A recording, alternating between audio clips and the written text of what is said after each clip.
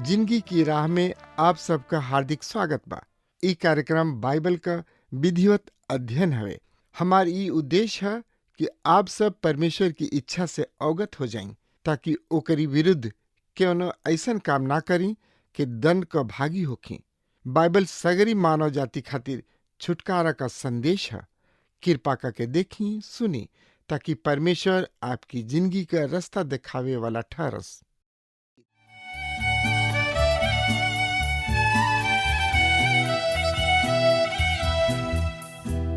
के भैया और बहिनी आई प्रभु के गुण गाई। गाँव के भैया और बहिनी आई प्रभु के गुण गाई। प्रभु महान बाड़न जग के रचैया, प्रभु महान बाड़न जग के रचैया। गाँव के भैया और बहिनी आई प्रभु भैया और बहिनी आई प्रभु के गुण गाई।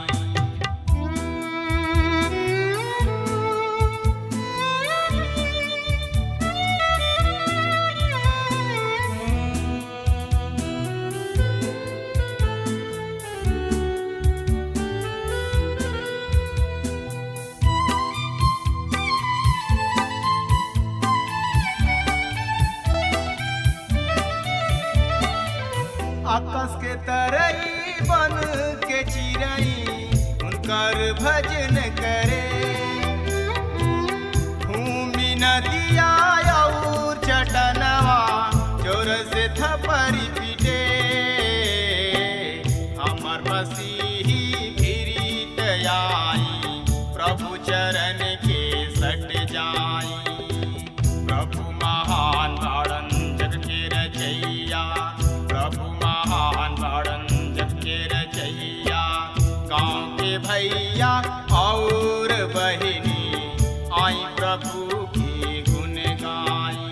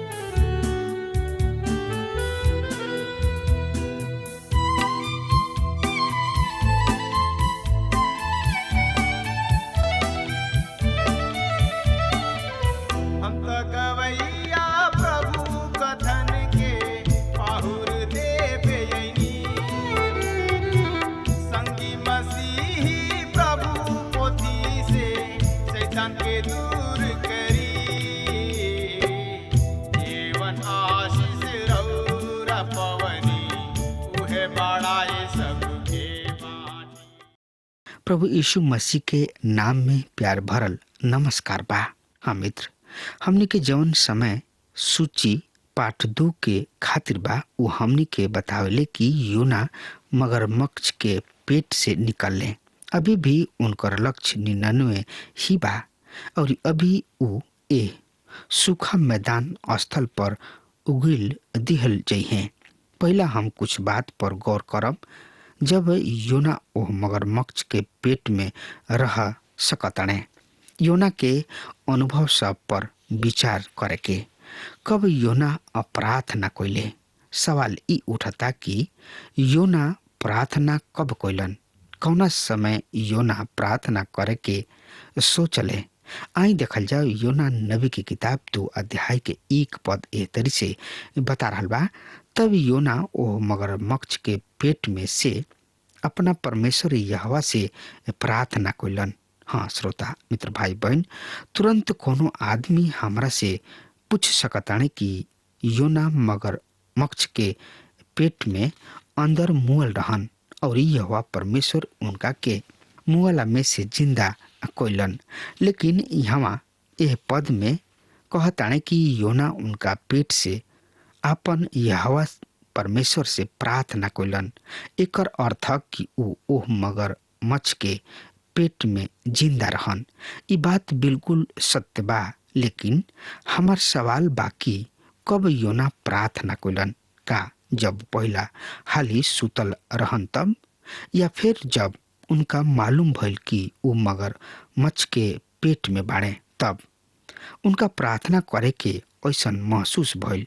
का ऊ अपना आप से कहले कि हम यहाँ बहुत बुरा स्थिति में बानी और यहाँ की जौन चीज बा वो हमरा के सही नहीं खेलागत, हमरा एगो प्रार्थना के तैयार करे के पड़ी ताकि हम उनका यहोवा के भेजी और वो उनकर सुने और फिर हमरा के जवाब दे?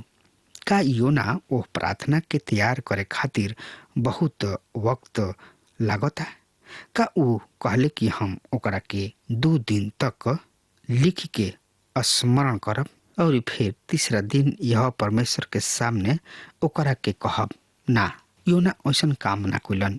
जहाँ तक हम मनुष्य के स्वभाव के जानतानी, हमरा ऐसन प्रतीत होता कि योना प्रार्थना करे खातिर रुकल ना होई है। जब वो अपना आप के ओह स्थिति में पहुले तब रुआ जान ले कि ऊ तुरंत प्रार्थना कइलन और हमरा लगता कि ऊ जैसे ही अंदर जा रहल हुई हैं वही वक्त ऊ प्रार्थना कर रहल हुई हैं और ओह मगरमच्छ के पेट में आवे पर समय हुई आमीन बोले के। जब हमनी के परेशानी में होखी न जा तो हमनी के तुरंत प्रार्थना करी न जा।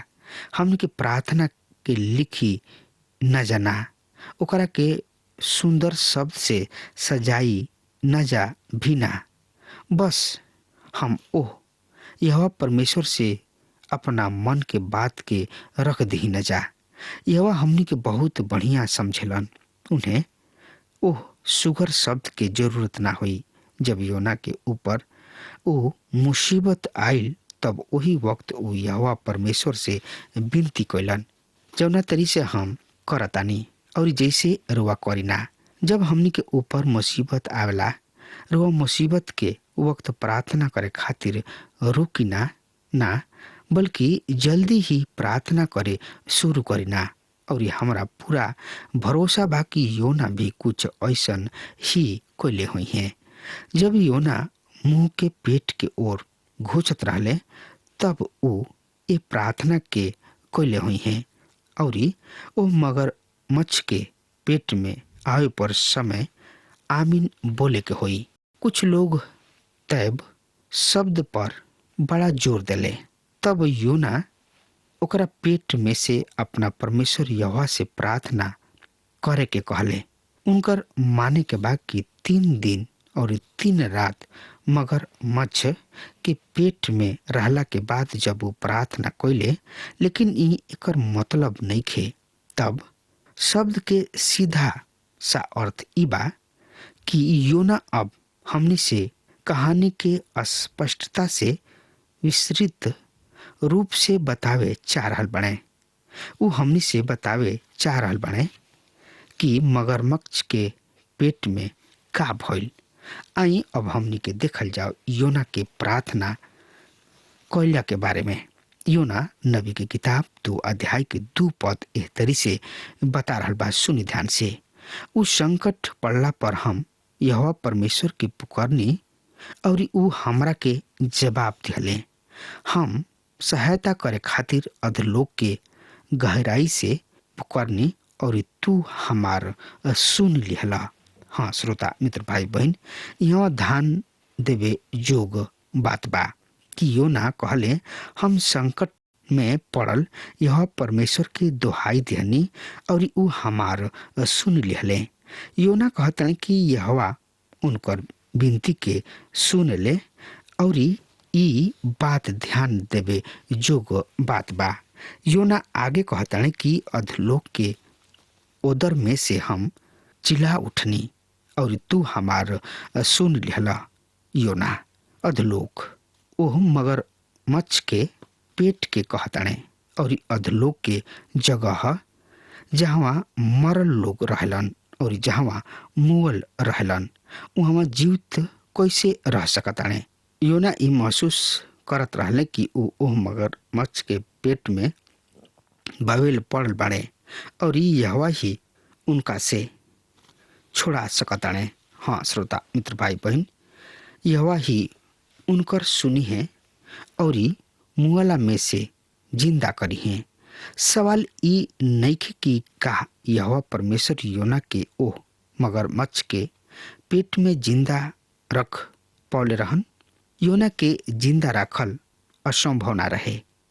यहोवा परमेश्वर जिंदा रख सकत रहन। का चमत्कार ए बात बाकी उ जिंदा रखल हुई है, या चमत्कार ए बात में बाकी उ मुअला में से जिंदा कोइल गोलन।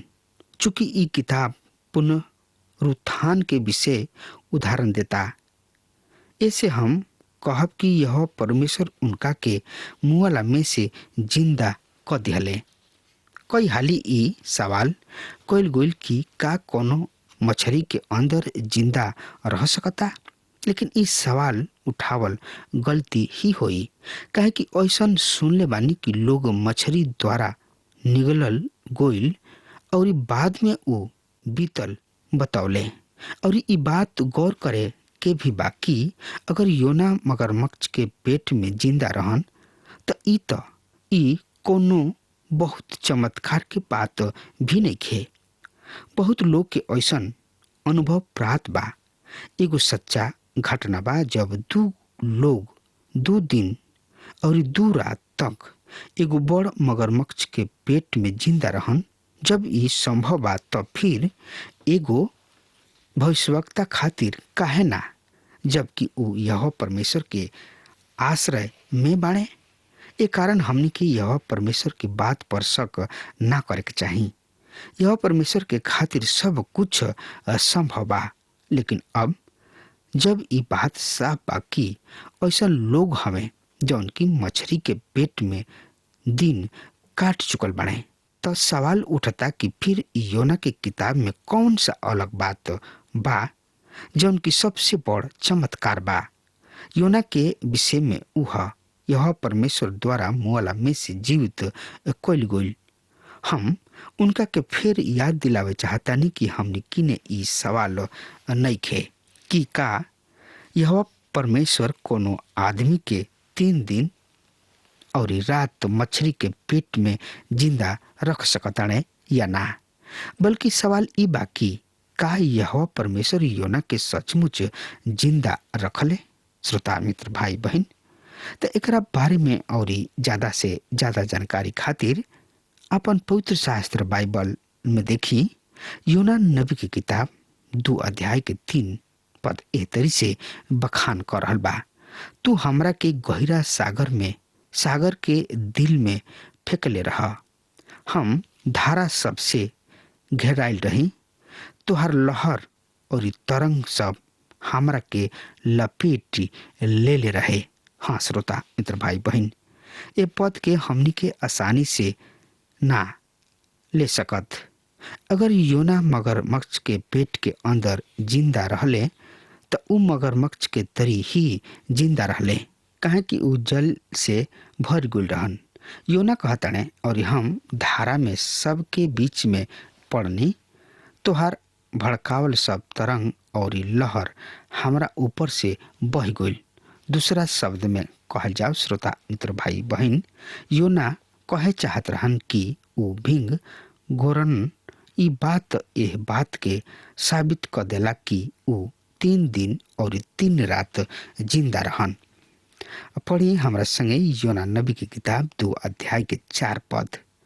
तब हम इस सोचनी, हम प्रभु के सामने से निकालल दिहल गोल बानी, हम कैसे प्रभु के पवित्र मंदिर के दर्शन कर सकब। श्रोता मित्र भाई बहन, तब हम कहनी, हम तोहरा सामने से निकाल दिहल गोल बानी। योना यहाँ मृत्यु के बारे में बात चित कर रहल बने, तब हुआ तोहर पवित्र मंदिर के ओर फिर ताकब। योना विश्वास करत रहन कि उ मुअला में से जिंदा कइल जइहे। हम मानतन कि योना ओ बहुतन में से एगो रहे जौन की पूरा ईमानदारी से यरूशलेम के ओह मंदिर में आराधना करे खातिर गोइल रहले। उ जानत रहन कि सुलेमान के मंदिर ही उ जगह रहे जहाँ जीवित और सच्चा यहोवा परमेश्वर के आराधना होत रहे।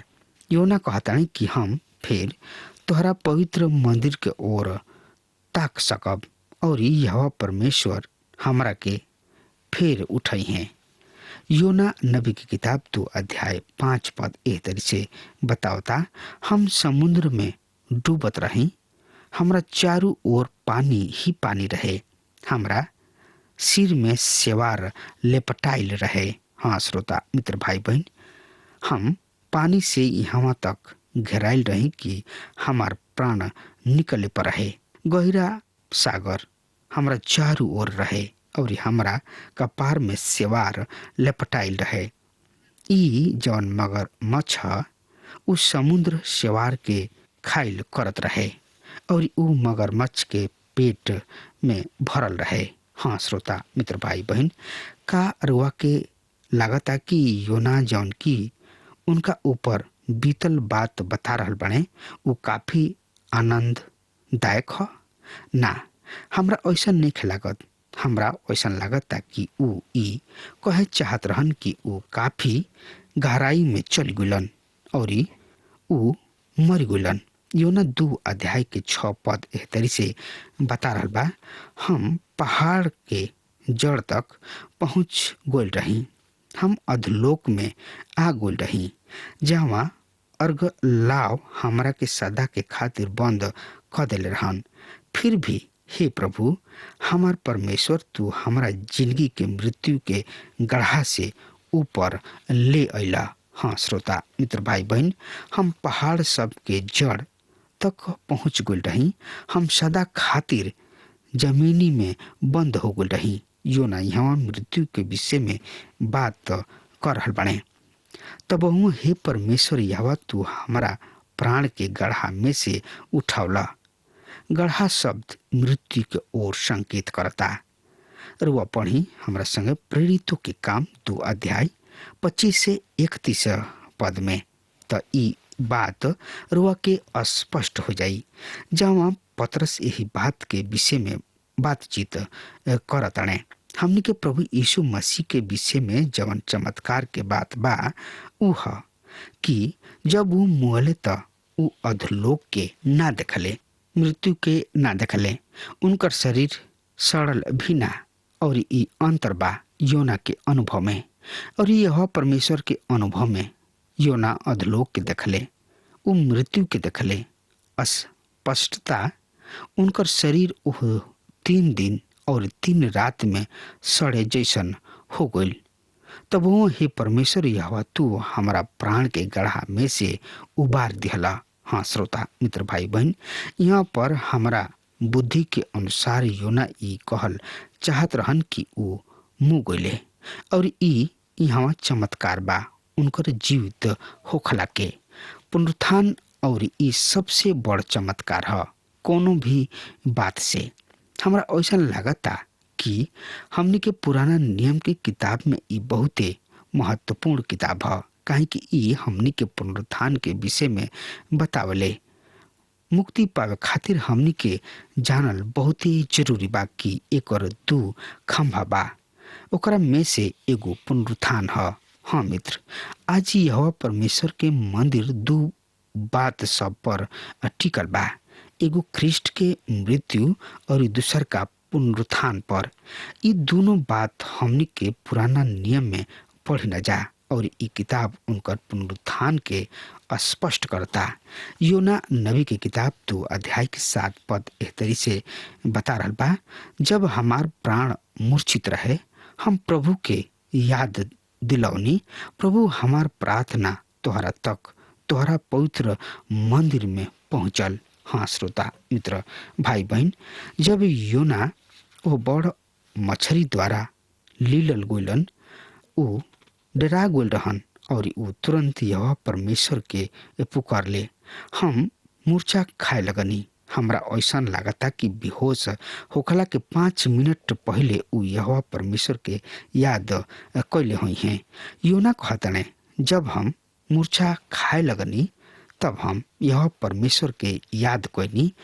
ई उ कहले, उ यह परमेश्वर के याद कैले। अगर हमनी के ध्यान से पढ़ी न जाता पाइब जा कि योना कहे चाहत रहन कि वो बेहोश हो गलन, लेकिन बेहोश होखला से पहले योना प्रार्थना के द्वारा यहोवा के याद कैलन। योना नबी की किताब 2 अध्याय 8 पद एह तरी से बता रहा बा, जवन उपासक झूठ देवता सबके पूजा करलन उ आपन सच्चा भक्ति के त्याग देले।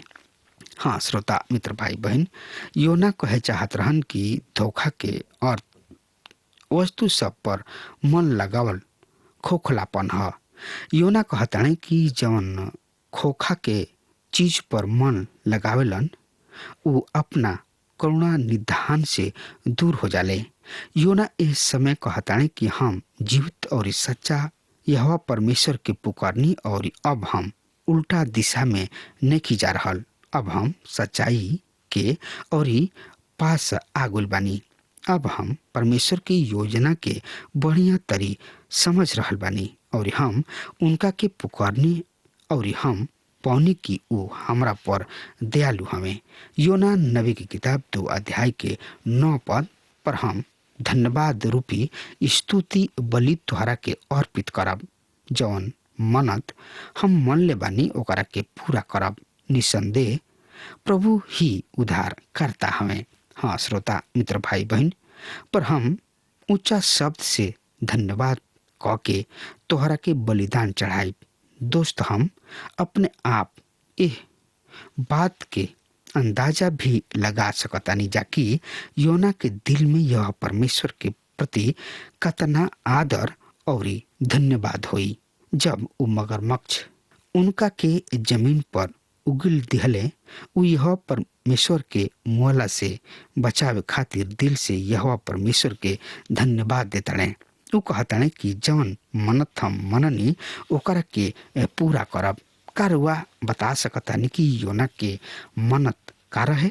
रुआ एकर अंदाजा भी लगा सकतानी। उ परमेश्वर यहोवा से कहले, हम 99 के जाइब। उ पहले इनकार कैले रहन, लेकिन अब उ अपना विचार के बदल दिहले। यह परमेश्वर उनका के बदल दिहले और अब उ ई मनत मानताने कि वो 99 के जई हैं। हाँ श्रोता मित्र भाई बहन, आज यह परमेश्वर के हमनी के साथ भी कुछ यही तरीके पेश आवे के बा। यह परमेश्वर हमनी के कोनो तरी भी परख सकतड़े। आई हमनी के देखल जाओ, उद्धार यहोवा परमेश्वर से ही होला। आई एकरा बारे में विचार करी जा मित्र। हमरा विचार से ई वाक्य बहुत ही महत्वपूर्ण वाक्य है और शायद योना की किताब में सबसे महत्वपूर्ण है। ध्यान दी कि योना कहले कि जौन मनत हम मननी ओकरा के पूरा करब। उद्धार यहोवा परमेश्वर से ही होला। यहोवा उद्धार के बात करल बने। उद्धार के विषय बहुत से बात बा जौन की गौर करे जोग बा। उधार यहोवा द्वारा ही संभव बा। ई हमनी खातिर एगो कार्य ह जौन की यहोवा परमेश्वर दिहले। परमेश्वर हमनी के काम से हमनी के ना बचाई है, काहे कि हमनी के काम अधूरा यानी कि अपूर्ण होला और यह परमेश्वर की अपूर्णता स्वीकार नहीं खे। लेकिन सबसे बड़ बात बाकी हमनी के ओकरा के अपूर्णता नहीं जा कह सकत। अगर हमनी के बचावल गइल हमनी के काम के द्वारा संभव होला तो शायद हमनी के कभी भी बचावल नहीं जा सकत। हमनी के खोवल, भुलाइल, भटकल पापी है जा। यदि उधार हमनी खातिर संभव बा त ओकर आवे के राह ओह योना के जैसन ही बा। जौना तरी योना के उधार संभव भइल वही तरी हमनी के भी मिल सकता। हाँ श्रोता मित्र भाई बहन, अब हमार समय खत्म हो रहा बा। तब तक खातिर वह हमरा के आज्ञा देही। परमेश्वर वह के बहुते बहुते आशीष देस। आमीन। हमके विश्वास बा कि ई कार्यक्रम आप सब खातिर फायदेमंद सिद्ध भइल हुई। अगर आप सबके लगे बाइबल से चाहे आपकी निजी जिंदगी से कोनो सवाल होके चाहे कोनो समस्या खातिर प्रार्थना करावे चाहतनी तो हमारी फोन नंबर पर जरूर संपर्क करें और आज का दिन आप खातिर सुखद बनावे।